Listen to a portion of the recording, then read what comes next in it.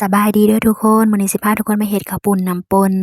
ก่อนอื่นเบิ่งเราก็สิมาข้างหม้อเพื่อว่าสิไปต้มน้ำปนกันก่อนเนาะเราจะมีหัวขิงหัวข่าแล้วก็ผักชีไข่ใบขี้หูเนาะลงไปใส่เลยเราจะข้างจนกว่าหม้อจะฟดดีเนาะแล้วหลังจากนั้นเราจะเอาน้ำปลาแดกลงไปใส่เลยแล้วก็ตามด้วยปลาดุกเนาะเพราะว่าวัตถุดิบของเรามื้อนี้เราจะใส่ปลาดุกเด้อทุกคนเราก็จะต้มปลาดุกเนาะจนกว่าว่ามันจะสุกเปื่อยดีเนาะแล้วหลังจากที่ว่ามันสุกดีแล้วนะเราจะเทาขึ้นมาพักเย็นไว้ซะก่อนสำหรับน้ำปนของเรามื้อนี้เนาะแม่นเราจะเลือกปลาดุกและก็เนื้อหมูแน่เนาะทุกคนเนาะเนื้อหมูที่ว่าติดมันแดงน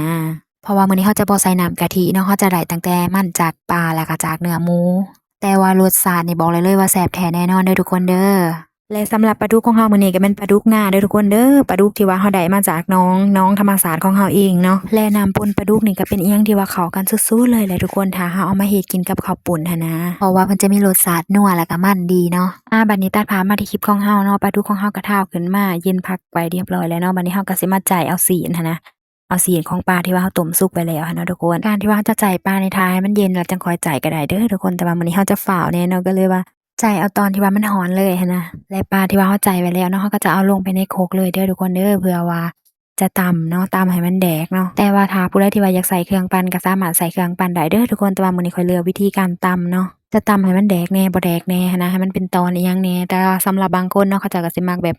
แดกละเอียดหั้นนะก็แล้วแต่ผู้มักเนาะทุกคนเนาะและหลังจากนั้นเราจะเอาปลาที่ว่าเราตำไว้หั้นเนาะมาลงใส่ในหม้อเลยเด้อทุกคนเด้อ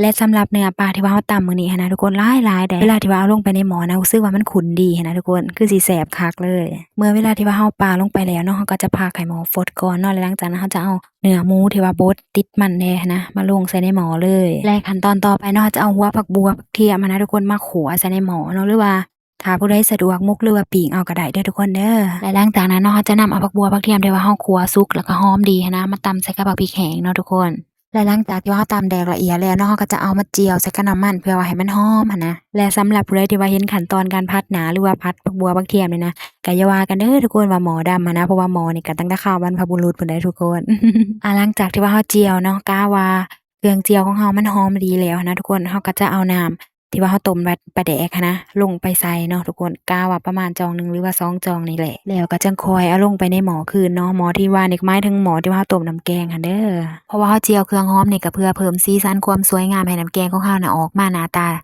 สวยงามเป็นตาแซ่บเนาะทุกคนเนาะแล้วก็เพิ่มกลิ่นหอมเป็นตาน่ากินหั้นนะทุกคนและขั้นตอนต่อไปเราจะมาขัวบักพริกดิบใส่น้ำเนาะถ้าเป็นข้าวปุ้นน้ำปนนี่เราจะขาดบ่ได้ก็คือขัวบักพริกดิบใส่เด้อทุกคนเด้อและหลังจากที่ขัวแล้วเนาะก็จะมาตำหยาบๆเนาะจะตำบ่ให้แดกเกินไปหั้นนะจะตำมาลงโคงเคงหั้นนะทุกคน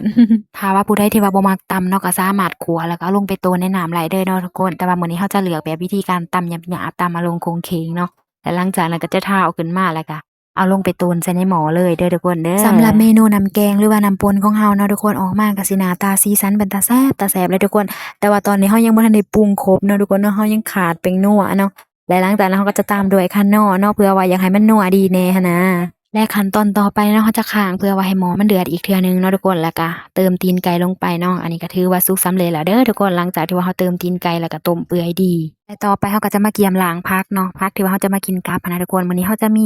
หัวปีเนาะเราจะเอามาซอยเป็นตอนน้อยๆไว้หั้นนะทุกคนแล้วก็ตามด้วยผักกะหล่ำหรือว่าผักสู่ที่ว่าเราซอยไว้และอันที่ขาดบ่ได้ก็คือหอมป่นหรือว่าหอมลาบและอันสุดท้ายก็แม่นผักสลัดเนาะทุกคนเนาะก็เป็นผักที่ว่ากินกับแซ่บเลยแหละทุกคนเอ้ยผักของเราก็เกียมสำเร็จไปแล้วเรียบร้อยเนาะทุกคนเนาะบัดนี้เราก็สิไปเบิ่งข้าวปุ้นกันเลยและสำหรับข้าวปุ้นนี่ก็เป็นข้าวปุ้นที่ว่าแซ่บเด้อทุกคนเป็นข้าวปุ้นที่ว่าเส้นเหนียวนุ่มดีหั้นนะและสำหรับแต่ละขั้นตอนของเราก็ถือว่าสำเร็จเรียบร้อยดีแล้วเด้อทุกคนบัดนี้เราก็สิมาถึงขั้นตอนสุดท้ายเนาะเราจะมาเกียมตักแล้วก็เกียมเสิร์ฟเลยเด้อทุกคนหน้าตาสีสันของน้ำปนเราก็เป็นตาแซ่บเนาะมื้อนี้เราจะเน้นตีนไก่หลายๆแหน่เด้อทุกคนเด้อเมนูข้าวปุ้นของเรามื้อนี้ก็สำเร็จเสร็จสิ้นแล้วเนาะทุกคนบัดนี้เราก็สิเตรียมพร้อมเสิร์ฟกันเลยเด้อทุกคนเด้อผู้ใดที่ว่าอยากกินก็มาเด้อทุกคนเด้อมากินนํกันและสำหรับผู้ใดที่ว่าอยากเฮ็ดน้ำปนเองเนาะก็สามารถเอาสูตรเราไปเฮ็ดได้เด้อทุกคนเด้อบอกเลยว่าแซ่บแท้แน่นอนและผู้ใดที่ว่าเขามาเบิ่งคลิปวิดีโอนี้ก็อย่าลืมกดไลค์กดแชร์ให้เด้อทุกคนเด้อเพื่อว่าเป็นกำลังใจในการสร้างคลิปวิดีโอต่อไปสำหรับมื้อนี้บ๊ายบาย